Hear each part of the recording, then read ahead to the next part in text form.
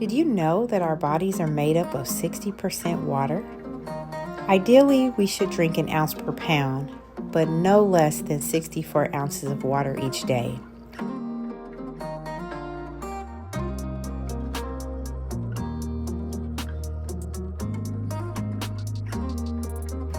Water hydrates our bodies to keep it functioning properly.